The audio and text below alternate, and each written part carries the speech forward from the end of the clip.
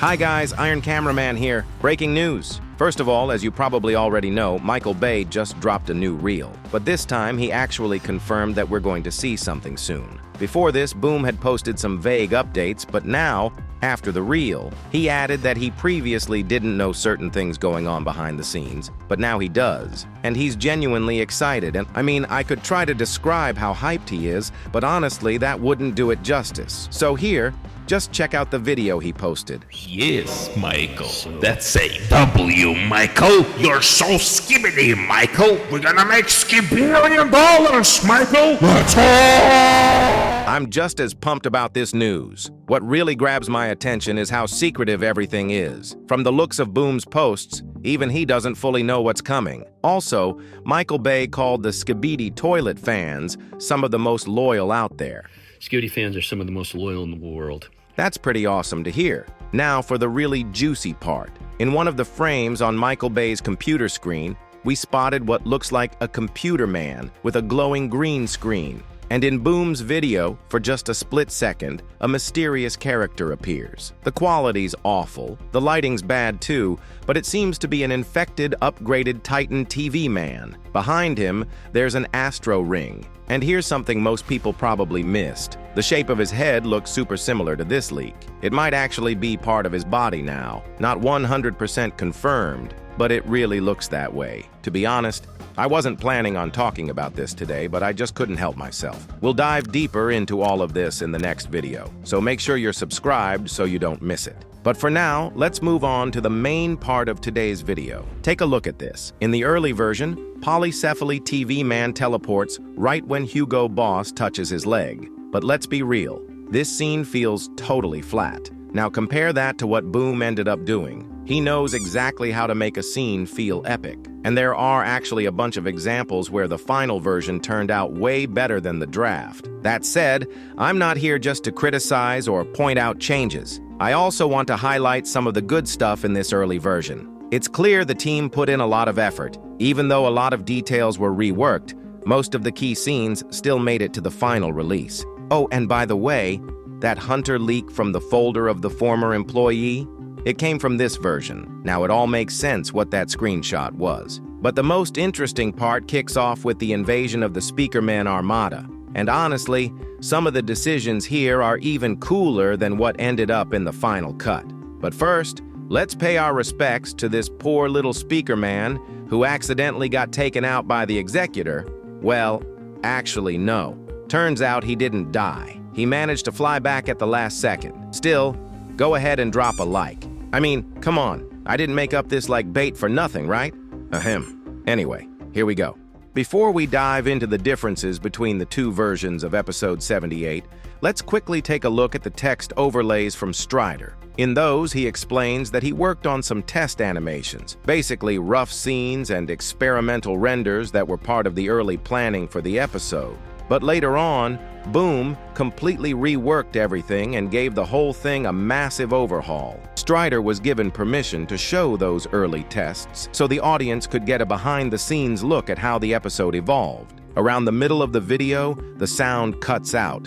That's just because the sound design wasn't finished yet. And the animations are clearly rough. Some parts have no lighting, others are missing effects. It's like a raw, behind-the-curtain peek at what the episode looked like early on. Before posting the video, Strider also shared a long message where he explained that his main job now is to design new stuff for Boom. He also addressed some criticism people threw at him, saying he offered help, and Boom declined. But Strider made it clear that was Boom's decision, because he's aiming for top-tier quality and wants to handle it himself. He said most of the hate felt forced, like people were just waiting for an excuse to be negative. Honestly, that tracks. I personally didn't see much backlash, but apparently there was some, and that sucks. So yeah, it's good he spoke up about it. There are always going to be haters like that. Anyway, let's move on to the actual animation now. The episode is only 4.5 minutes long, and it's missing a ton of scenes. No smoke moment, no steak scene, and just a bunch of stuff skipped overall.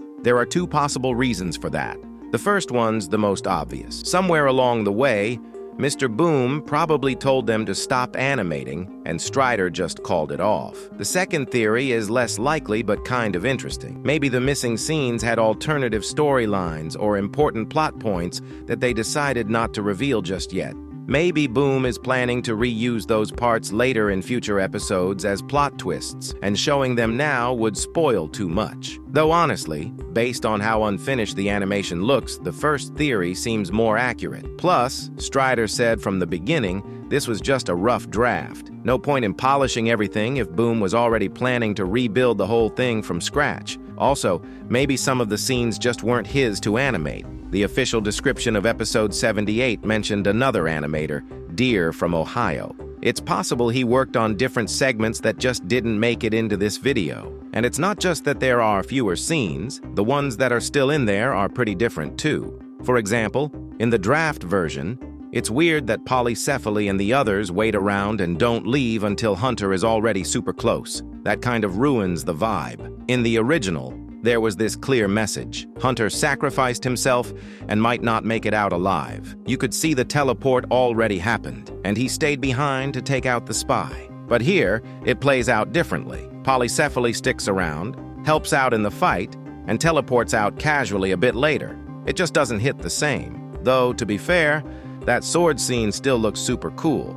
Another thing, the containers are completely missing in this version. The characters just teleport together without even touching. That feels a bit off, especially if you remember how teleportation usually works in Boom's universe. It only activates through physical contact. But here, it's like Polycephaly pulls everyone in with some kind of dark aura. Basically, this goes against the logic that's already been established. But to be fair, this probably isn't a mistake on Strider's part. It's unlikely he doesn't know the canon. Most likely he just didn't bother to include that detail in the draft version. Now, this moment could still be chalked up to the rough nature of the draft, but a lot of the other things we've talked about were clearly added by Boom himself. I'm not going to claim which ideas were his and which weren't. There's no way to know for sure. But when you look at how different this test version is from the final release, it doesn't take a genius to realize that if Boom hadn't stepped in and done the animation himself, we'd have gotten a completely different episode 78. It might have still fit into the story, but the vibe and the quality would have been way off. That's exactly what Boom meant when he said that even though it turned out okay, it was obvious he wasn't the one who made it. But it's not all bad.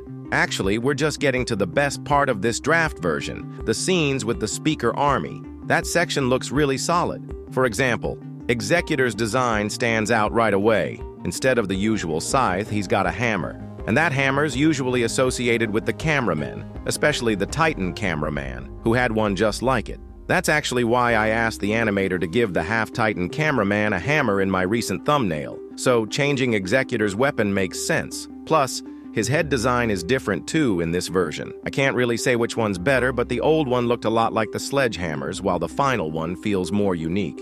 Overall, I'd even say Strider's version of the speaker army scene was more impactful. It's not just speakers wiping everyone out with zero resistance. There's a real battle going on. Sure, we didn't see how it ended, but it's clear the Astro Toilets were fighting back. And it wasn't just one-sided. Some moments turned out so good that Mr. Boom actually kept them in the final cut. Like Executor's ability to stop bullets with sound, or when he finishes off one of the downed Astros, and of course the Hunter fight. That whole sequence was almost exactly the same, except the speaker is slightly bigger in the final version, and the fight itself looks way more epic. Though even in the draft, Hunter managed to land a hit. He actually damaged the speaker a little. In the final, he didn't even get that far. Looks like Boom liked that scene so much he didn't just keep it, he upgraded it to be way more intense. So overall, it's possible that the story needed the Speakermen Armada to look super powerful, at least in their first appearance. And honestly,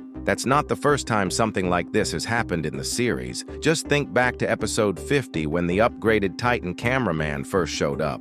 Back then he seemed so strong it felt like no one could ever stop him. Boom often uses that kind of approach to really impress the audience and show the scale of a threat, or the strength of the allies. Then as the story progresses, stronger enemies start to appear to balance things out.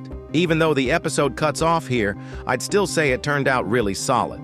Most likely another animator worked on the rest of it. But what Strider showed us, That was genuinely awesome. You can tell he went all in and gave it everything he had. Yeah, there were a few moments that felt off, but the speaker scene made up for it all. Looking at both versions of episode 78 makes you appreciate even more how much effort Mr. Boom puts into the series. I mean, he could have just touched up Strider's animation and released it as is, but nope, if he sees a way to make it better, he goes for it. And that deserves serious respect. Most people in his place would have gone the easy route, but Boom isn't like that. And that's honestly amazing. It feels good knowing the whole Skibidi Toilet universe is in good hands. This was Iron. See you next time.